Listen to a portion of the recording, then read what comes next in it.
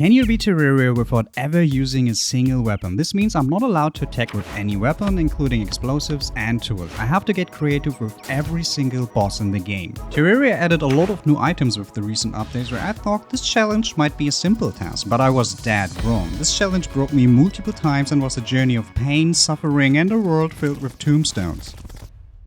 As soon as I spawned into the world, I immediately farmed wood for a workbench and my very first house. But there was one problem. A proper house needs torches, and torches means killing slimes. Luckily, the guide didn't care about the rules and happily did the dirty work for me.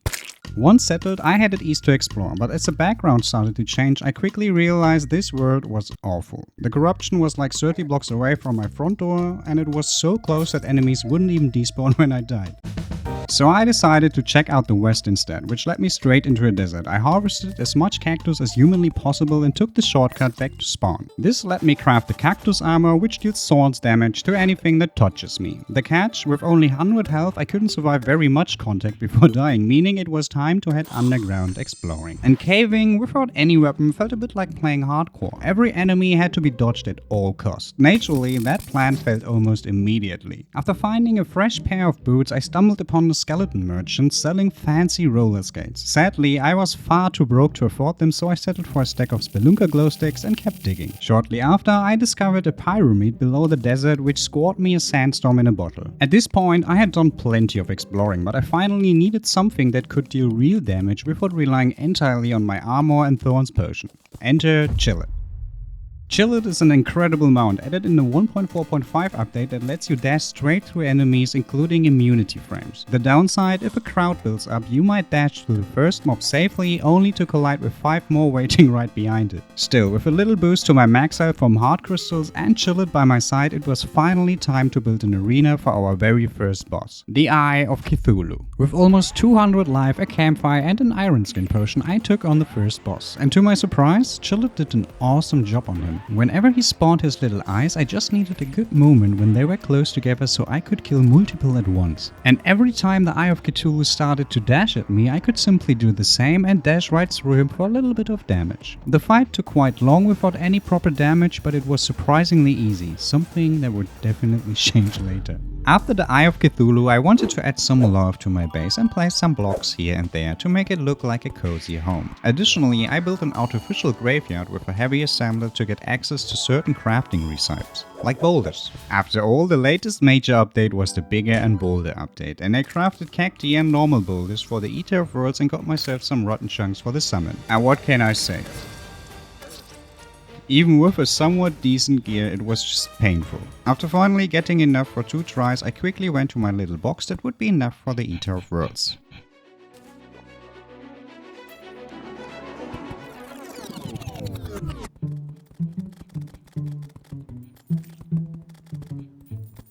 Now for the Eater of Worlds, there are at least a quadrillion different ways to cheese him, and it works pretty much with every single boulder, whether bouncy, normal or cacti boulder. So I decided to use the remaining cacti and made a backup with normal boulders, which was necessary because halfway through the try I ran out of cacti boulder and had to resort to normal boulders. Unlike the cacti boulder, they must be activated manually, which was a bit harder than expected, and I did the last remaining attacks with Chillet, my accessories and thorns. The Eater of Worlds will drop one almost essential item for this run, the Worm Scarf, for a huge 17% damage reduction, which would be especially useful in the late game, although the modifier was quite useless as usual. Back at home I did the King Slime back to back, and surprisingly it was the hardest fight until there. These little spiky slimes, they would shoot their projectiles every time I get close, so I can't dash them because the immunity frame wouldn't count here. So yeah, it was basically all about avoiding them, and then King Slime was toast. With the first 3 bosses out of the way, it was time to extend my little home with a herb farm and to prepare a space in the jungle for the queen bee. The jungle without any weapons went, well, as expected. However, I got myself a little arena and a bit more health, which would hopefully be enough to tackle the queen. I also got myself a bass statue in the desert for increased armor and made a home for the dryad close to the arena. And much more important, while exploring I found this little chicken charm, and it will cause the character to sound like an angry chicken every time I get hit. I like that. Now, the AI of the queen bee works fairly simple. Basically, she's like the Eye of Cthulhu, but with stingers and little bees instead of little eyes. which means I could dash into her with Chillet. And every now and then the Dryad would cast her blessing. Now the Dryad's blessing is in fact the best buff for this run in the whole game, providing increased armor, health regen and the Thorns effect when nearby. This will obviously be very useful throughout the whole game, though for the queen it wasn't really necessary. Basically, every time she dashes at me, I simply play the Uno reverse card and counter dash. With this, I only needed 2 dead queen bees to get what I was here for, the hive pack and the honeycomb.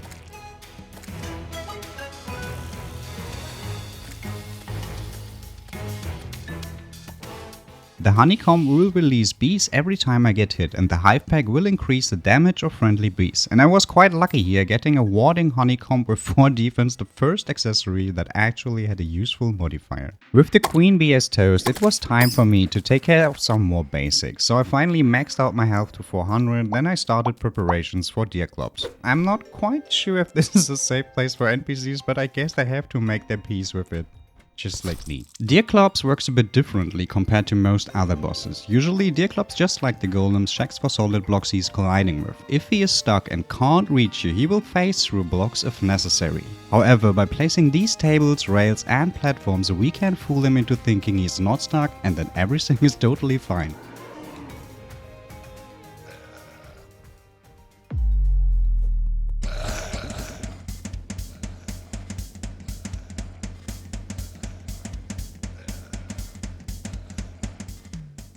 Both of his attacks, the Ice Spikes and the Shadow Hands, will spawn on solid tiles right next to this little setup here and will almost never hit us. I will still take a few hits here and there though, which is exactly why I placed a Bear Statue, a Campfire and a Heart Lantern. The damage here is simply done with the minecart and there's absolutely nothing he can do about it. So yeah, this is a fairly easy ride and necessary for the Bone Helm. The Bone Helm does classless damage without the need to get hit, unlike Thorns, and will be, hopefully, very useful for this run.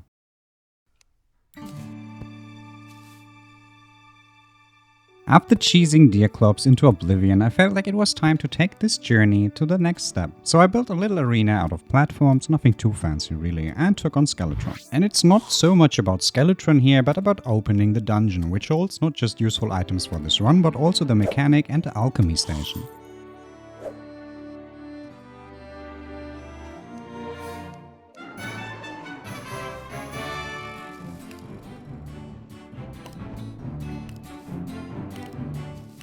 Now, Skeletron's AI is pretty much like the Eye of Cthulhu, but with 2 arms and projectiles instead of little eyes. So just like the Eye of Cthulhu, Chillet did a great job here in addition with Thorns, the Bone Helm and the little beast that did an incredibly good job on dealing damage. And surprisingly, this is a first try. I thought this is much harder without any weapon, but actually it was pretty chill with Chillet. And just like the Eye and the Queen, every time he dashes at me and starts spinning, I can simply counter dash to apply a fair amount of damage, or as much damage as someone could deal without any weapons. And after opening the dungeon, I ran right into it, and to be honest, it wasn't much of a struggle in pre-Hardmode. I only died 2 or 3 times in total until I got everything that I wanted for now. That is, first of all, the mechanic, the alchemy station, and an item that was added with 1.4.5, the Ram Rune.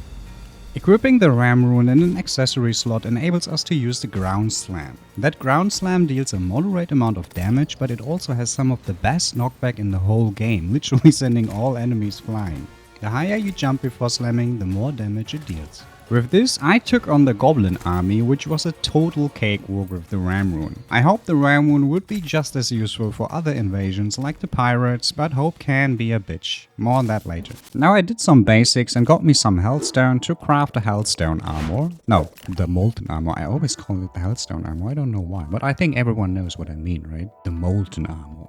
And compared to the Cacti armor, that was quite an upgrade in terms of armor, but not in terms of damage though. With the Goblin army out of the way and the mechanic in my base, there was one thing I needed most at this point. Gold. A lot of it. I quickly figured out that without weapons, farming gold is incredibly painful, so I did what had to be done. I built a little AFK mob farm at the edge of the map to save some space on digging. A normal underground farm requires a space of at least 186 blocks wide. However, a mob farm at the edge of the map only needs half that space and is just as effective. Many people don't know that. The spawn tick rate is the exact same. The game engine checks for a spawn every single tick regardless of where you're standing, so it can't spawn mobs on the left side and will spawn them all on the right side. This mob farm will be upgraded over time throughout this playthrough and will prove to be my MVP for gold as well as for mimics. With some gold in my pocket and a lot of trash in my inventory and chests to sell, I was now a rich Terrarian. And as a rich Terrarian, I decided on two things. First, I would go for a pay-to-win arena for the Wall of Flash. Second, I would do it in the fashion of the bigger and bolder update. So after the mechanic gave me a little reality check on my wealth and turned me into a broke man within 5 seconds, I went back to the underworld to prepare and measure the requirements for my pay-to-win arena. I died a couple of times to pretty much everything down there and needed to summon the Wall of Flash for a single test.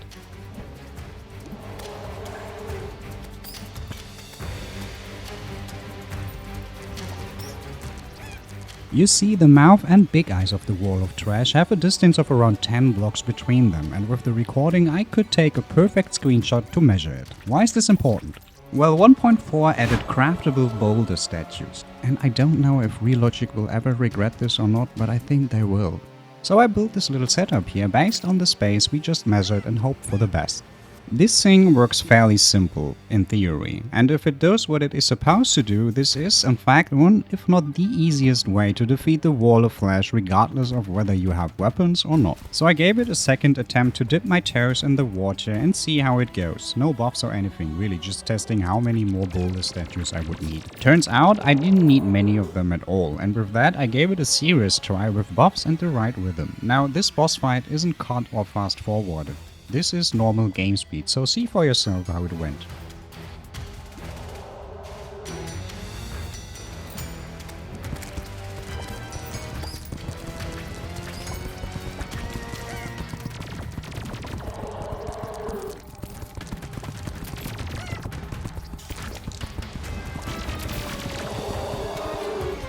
Yeah, that's it. The so-called last boss of pre-Hardmode. Fresh into Hardmode without any weapons, I felt like it was time to do some basic Terraria work. Fishing and farming at the same time in my AFK farm, which has become somewhat like a second home to me at this point. With new gold in my pockets, I went to the mechanic once more. Gracias. Only for her to take all my money, though now with a lifetime supply of wires and pressure plates. And as you can see, I'm at the meat grinder again because I thought I spent so much time here. For at least 2 more bosses, this thing might work until I have some items that can deal with Hardmode better than my current gear does. I added a couple more boulders and a simple loop with teleporters. Once I finished walking through, I would enter the teleporter and get back to the beginning, though this part was a bit frightening. And I quickly realized this isn't the early game anymore, it's Hardmode. And the first boss, Queen Slime, killed me more times than all previous bosses combined.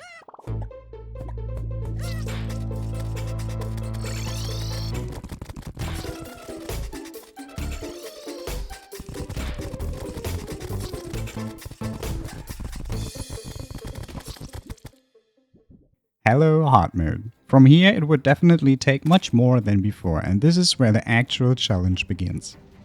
Another problem, apart from dying, was that she would simply despawn if there was too much distance between us, which was fairly annoying to say the least. So yeah, after a couple of tries I finally felt comfortable enough to give it a serious attempt, and once I got the rhythm it was kinda doable, though it wasn't an easy ride, that's for sure.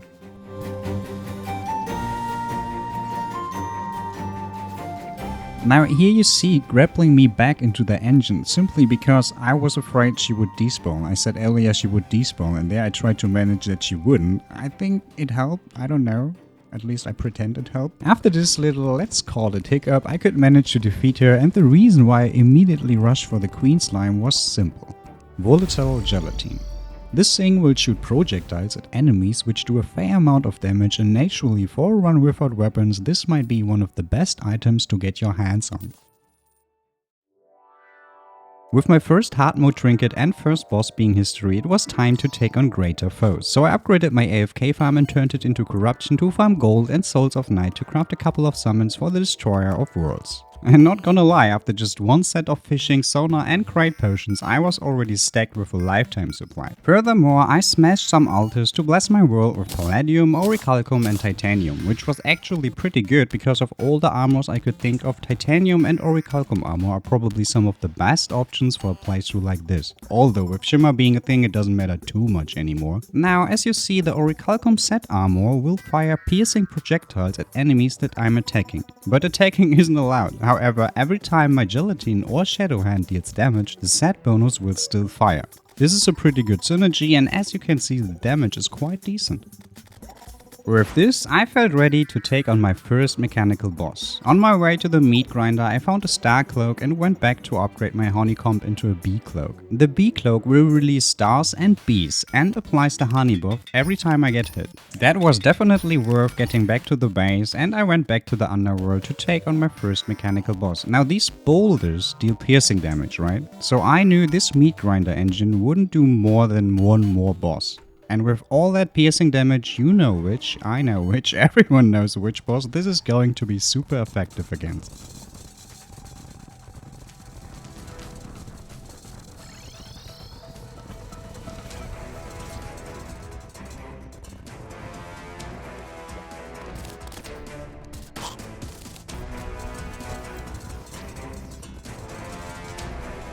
And as expected, it wasn't really too hard, even though I died one single time until it worked, and I have not a single idea how many times the Propsy spawn saved me with immunity frames. I mean, look at this, these immunity frames saved my ass multiple times from like a million boulder, to put it politely. Why I didn't use any item with knockback immunity? Good question actually, but even without knockback immunity this was pretty easy. The next bosses, however, no matter which, would take much more than this, but I think the meat grinder did a great job until here. So the first mechanical boss was defeated, and with fresh confidence I took care of some basics. I started to prepare the jungle for later, so I wouldn't need to wait for too long for a Plantera bulb once every mechanical boss is history. I also got myself some new NPC houses, and slowly what once was a box now started to feel like home. Back to the jungle, I found this here. I mean, look at that. This is 6 life crystals in one single screen. Of course, this only happens when you're already maxed out on life crystals, right? It would never happen if you actually needed them in the early game. So yeah, I kept on preparing the jungle for 2 bosses. And just when I was showing a friend a more efficient way for a Plantera bulb farm, the pirates showed up. And remember when I said that the ram rune would hopefully be very good against invasions like the pirates? Yeah, I couldn't be more wrong about this, to be honest.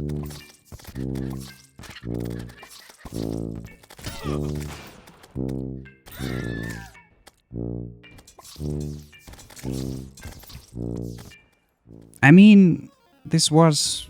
I don't know how to explain this. You remember playing Terraria for the very first time, you enter hard mode, you are confident, and the pirates appear on the very first day to crush your dreams of an easy hard mode. Yeah, it felt exactly like this. Anyway, I continued to farm the jungle for more life and titanium, although I wouldn't use the titanium armor for now and kept all recalcom armor for prime. After 2 tries for skeleton prime, I noticed the damage wouldn't be enough because the morning would start before I could defeat him. I started to play hyper aggressive against him, but that would cost me too much life, so I needed some upgrades.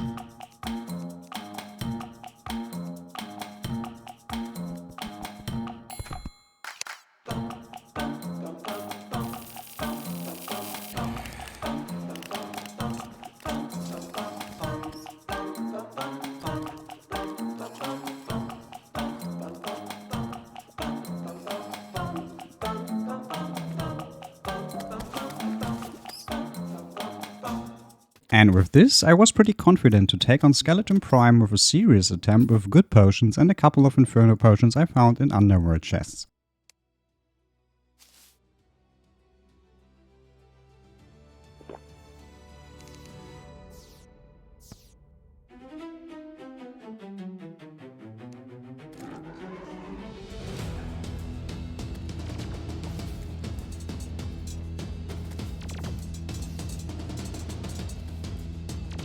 And I think the Inferno potion actually did the job quite well, although I still had to play hyper aggressive and dash into him consistently to apply the fire debuff and a little bit of extra damage from Chillet.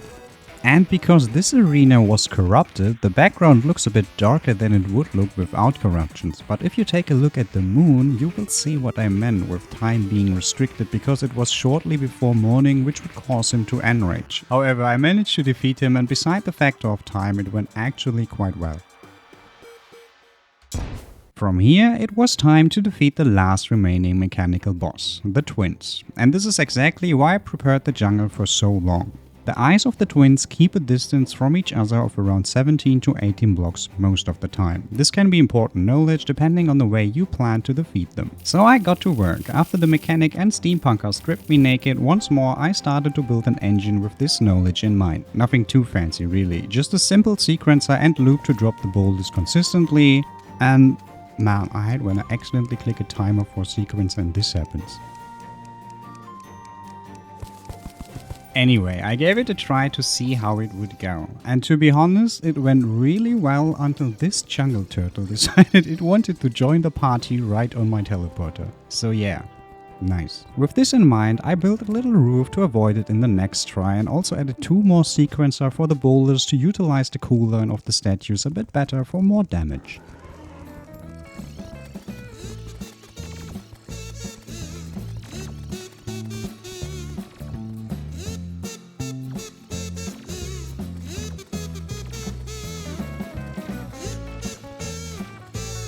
So with the new upgrades, it was pretty much a cakewalk really. The twins stayed in the middle for most of the time. Sometimes when Retinizer dashes at you, this was critical and he hit me quite a couple of times. This is why I have all the potions bashed at you and stuff.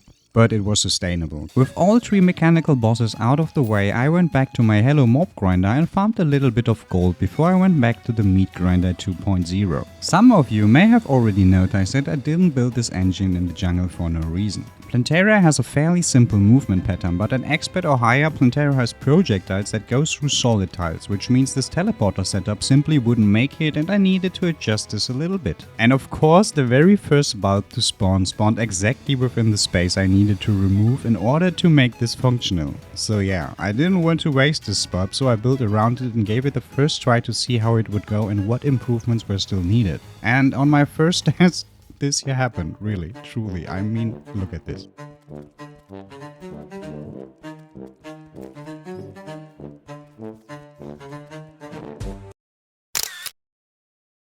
Yeah, that's Terraria for you. Anyway, after testing, I figured I needed a little upgrade for the engine to deal more damage and for me to have more armor. I made the titanium armor mainly for its defensive stats, but the little extra damage from the barrier it created was fine with me too. So it was time to play around with Plantera once more, and this time fully buffed and with a fresh new armor.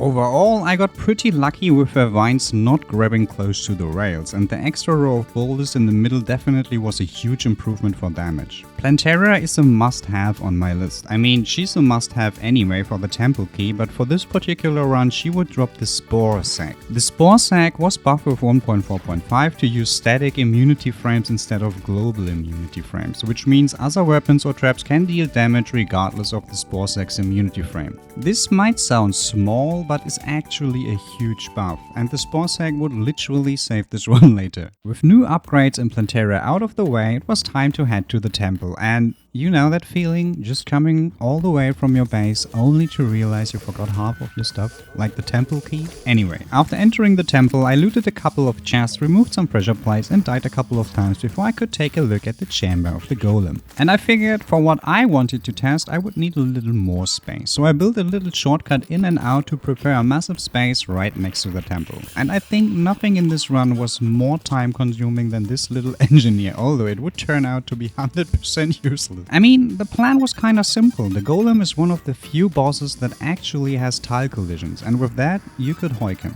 The last time I toyed around with him was like 1.2, I think, where you could do whatever you wanted with the golem. However, things changed and it just didn't want to work. I got him to loop once or twice, but he was mainly getting stuck, and even when he got hoiked, his fist would come from all sides, which made it much harder. So yeah, I figured the only thing I was breaking here wasn't the golem's AI, but my health instead. With all that work for nothing, this engine at least turned out to be a King Slime AFK farm. It's still 100% useless, but it's somehow satisfying to watch. However, I decided to take on the golem more legitimately and flooded his chamber with honey, which causes him to slow down and makes dodging a little easier.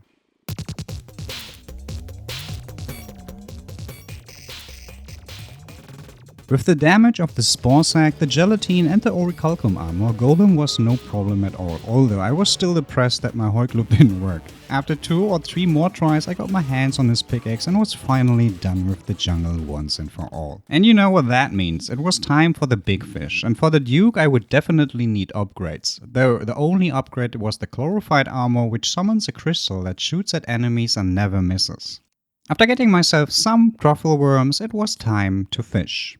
And the Duke and me, I don't know how to say it, but we have a special relationship. The Duke was my most feared boss for a long time until I started to try at him so he would never beat me again. I think that helped over the years. Now the Duke's phase 1 and phase 2 are really simple, especially with an Inferno potion that gets rid of all the bubbles in an instant.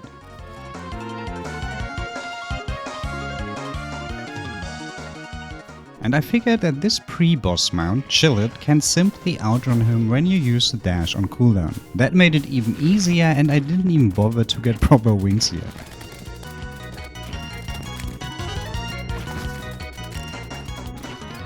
Phase 3 was a usual shit show and I got hit quite a few times until I found the rhythm with Chill It. The biggest challenge here was trying to not fall asleep while kiting him for literally a bit more than 10 minutes straight. However, the Duke didn't want to drop his wings because he hates me, which I didn't like because the next boss on the menu was no less than the Empress of Light. And you definitely want a bit movement there. So I needed decent gear. I already had the Shrimpy Truffle from Duke, but I wouldn't say no to the UFO or Witch Broomstick. But as soon as the Mortians showed up, they dropped absolutely nothing for me. Not a single useful item, not even the drill. Instead, I died at least 20 times for absolutely nothing. After cleaning my spawn because it was fully corrupted, once again I decided to strip the temple of all its traps. These traps can become very important for this run depending on how much I could get out of the temple.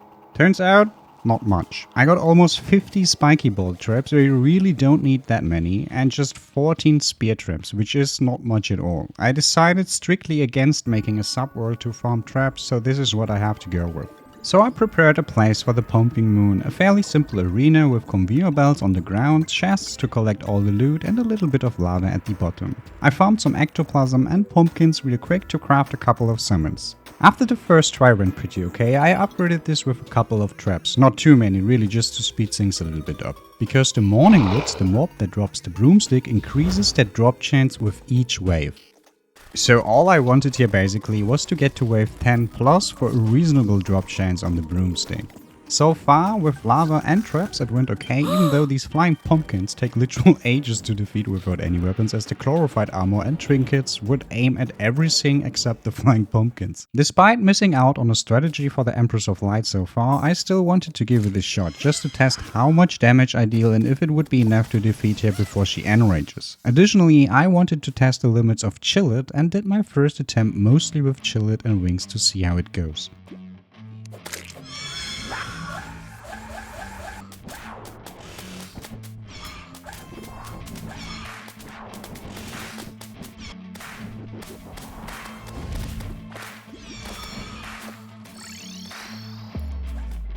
Turns out, Chill It isn't too bad for the job, although the broomstick is clearly better here. Anyway, when you look at the sun and how much damage I dealt so far, I quickly realized this was going nowhere without a better plan, some Inferno potions and the Rod of Discord. For the Rod of Discord, I went to my Halo AFK farm and started to binge watch the latest season of One Piece. Now the thing about Chaos Elementals is that the drop chance of the Rod is first of all brutally low, and second, they wouldn't even spawn if you didn't move or use an item in the last 5 seconds. Something I don't really like, to be honest, but yeah, together with fishing, which counts as using an item, it took me just a couple of hours or so. In fact, I didn't even realize the rod was already stuck in my mob grinder and kept on watching until I decided to clean up the mess and realized there was a Rod of Discord. Nice. With the broomstick and the Rod of Discord, I started my last serious farming session for this playthrough.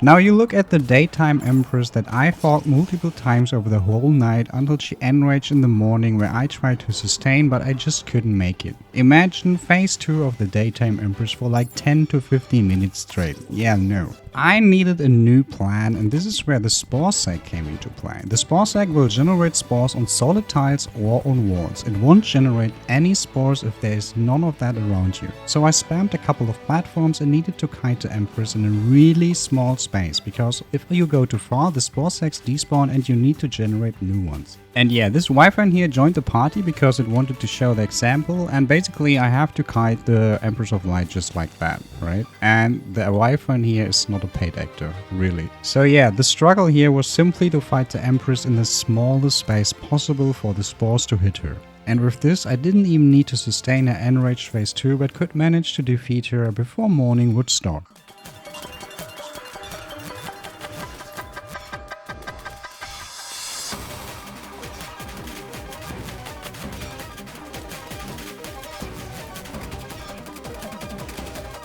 Staying in that little space in phase 2 became a bit struggling, and it was hard to resist not to move more extensively, so it was basically a trade-off where I hoped to win the race before the morning would start. I mean, it wasn't exactly the easiest fight in phase 2 staying on this little space, but I somehow could manage to defeat her, and the Spore Sex did a really amazing job here. It's the MVP for the run, that's for sure. And since I could manage to defeat the Empress of Light without any weapons, the Lunatics wouldn't be any problem, I hope.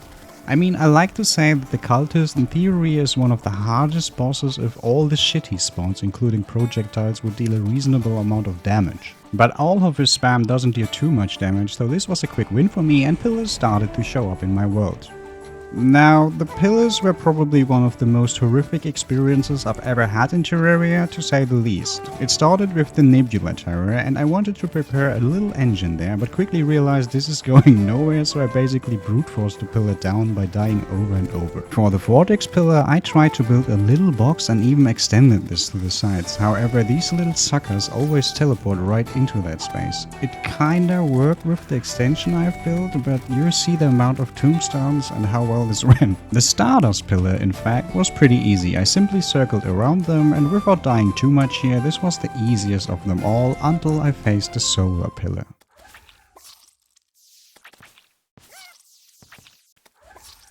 Yeah, these worms suck a lot. However, they stay at a fixed height, and after figuring out I could simply stay in this little NPC room here and let the Spore Sex and Chlorified Armor do the job, I managed to bring the pillar down. Now, the Moonlord would spawn, but I knew from the get-go I would just use him for a single task to see what I would need and how much damage I was able to deal without a single weapon.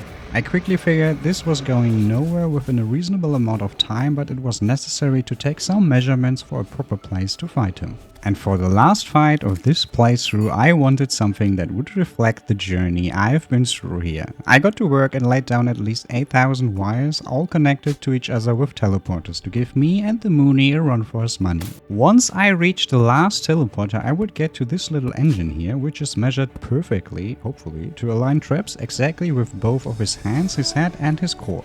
Honey, a best statue, a campfire and the Dryad's blessing, just like the nurse, would take care of my wounds. However, to sustain this fight without relying on the nurse too much, I needed more armor and the Paladin's shield, which was one of the trinkets with armor on it that could be quickly farmed without too much work, unlike the Celestial Shell. Oh, I almost forgot the most important upgrade here. Yeah, there we go.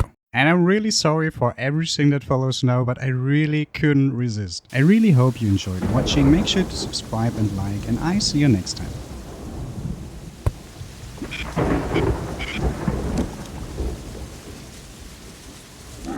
The suns are collapsing. The fabric is torn. A chaos of fire is finally born. The great cosmic clock has reached its last tick. Please hold. Oh, the doom of the galaxy, a masterpiece of tragedy. The planets will shatter, the oceans will boil. In accordance with the galactic soil, We'd love to ignite the celestial pyre, but first we must wait for the form to expire. I'm sorry, sir. But this apocalypse permit is not double-spaced. And you've used blue ink. We strictly require deep space black. Also, the destruction of Earth requires a signature from a local dolphin. Rules are rules, you know. The void is calling, the stars turn to gray. Must we really wait here all bloody day? There is a lunch break between 12 o'clock. And 2, but the universe is ending. Yes, but my tea is getting cold. Oh, the doom of the galaxy, a masterpiece of tragedy. The planets will shatter, the oceans will boil. In accordance with the galactic soil. The end is delayed, the fire is late, caught in the wheels of the cosmic state.